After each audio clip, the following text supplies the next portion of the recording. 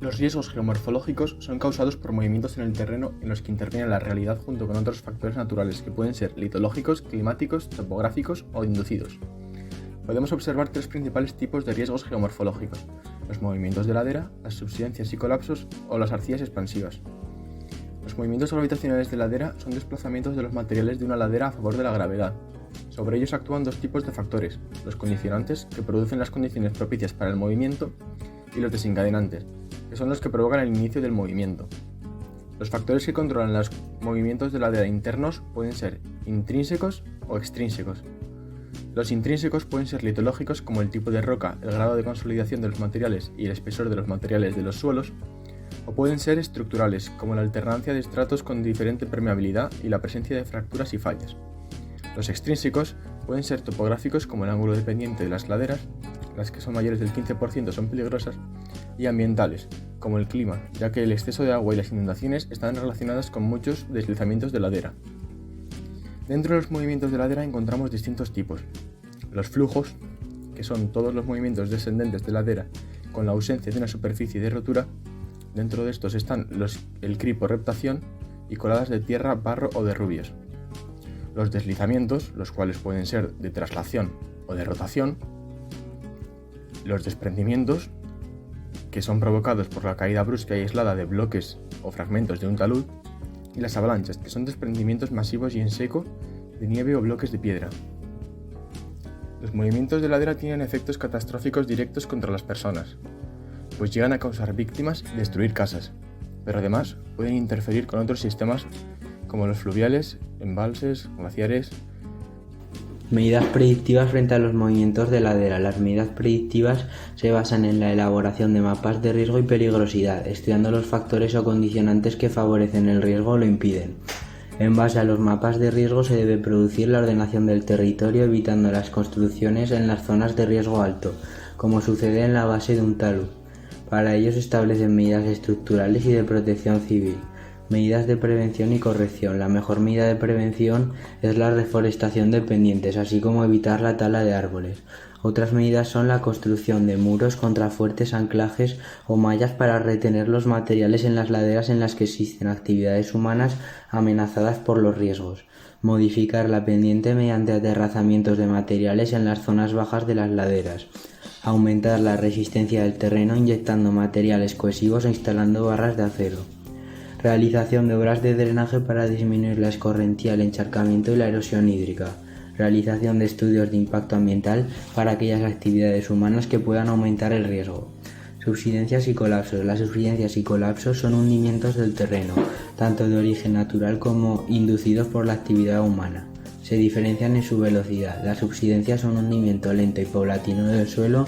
El colapso es un derrumbamiento brusco en vertical del terreno. Medidas contra el riesgo de colapsos. Entre las medidas para hacer frente al riesgo colapso se encuentra la realización de estudios geológicos del terreno para localizar las zonas susceptibles y detectar las cavidades. Además, se pueden elaborar mapas de riesgo y realizar una ordenación del territorio del relleno de cavidades para evitar su hundimiento. Suelos expansivos. Los suelos expansivos son un riesgo muy frecuente en España por la abundancia de suelos de arcillas, margas y limos, así como de que al hidratarse se transforman en yeso. El suelo se hincha por hidratación en los periodos húmedos y se retrae, agrietándose durante la sequía. Estos ciclos provocan pérdida de asentamiento de cimientos y muros, deformación de pavimentos y aceras, movimientos de laderas y rotura de cañerías y drenajes. Medidas predictivas, observación, medidas preventivas no estructurales, ordenación del territorio y la elaboración de mapas de riesgo. Medidas estructurales, estabilización de suelos arcillosos, excavación del terreno antes de construir, rellenado del hueco, cimentación sobre pilotes que atraviesen en vertical la capa de arcillas, dejar cámaras de aire en los cimientos de las viviendas, impermeabilización alrededor de las viviendas.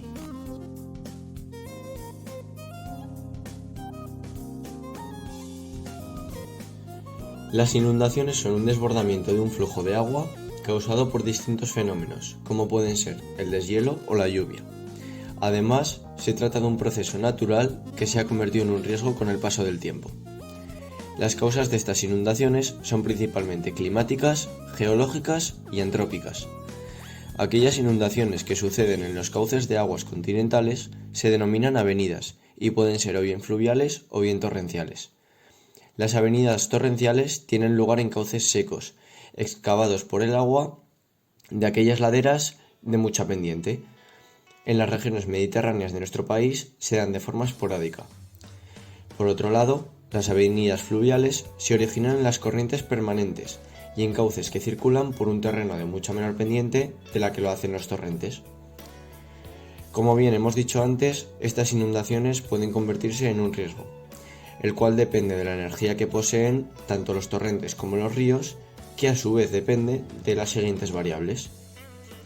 En primer lugar, la velocidad de la corriente, la cual aumenta conforme aumenta la pendiente. El caudal, el cual se mide en metros cúbicos, la intensidad con la que caen las distintas precipitaciones, ya sea en estado sólido, líquido, etc. La época del año. En épocas de crecida alcanzaríamos el caudal máximo y en épocas de estiaje alcanzaríamos el caudal mínimo. Y por último, la infiltración. Al aumentar esta, disminuye la escorrentía superficial y por tanto el caudal del río y la severidad de la inundación. Para hacer frente a las inundaciones, diferenciamos entre medidas predictivas y medidas preventivas. En el campo de la predicción destacan las previsiones meteorológicas, de esta forma se anuncian las inundaciones de manera anticipada, los hidrogramas, que consisten en gráficos que se elaboran a partir de la variación del caudal en el tiempo, apreciando los picos altos y bajos, caudal punta, el tiempo transcurrido desde que cae el aguacero hasta que se alcanza el caudal punta, etc. Y la elaboración de mapas de riesgo a partir de datos históricos sobre las zonas afectadas. Por otro lado, encontramos las medidas preventivas, las cuales las podemos subdividir a su vez en soluciones estructurales y no estructurales.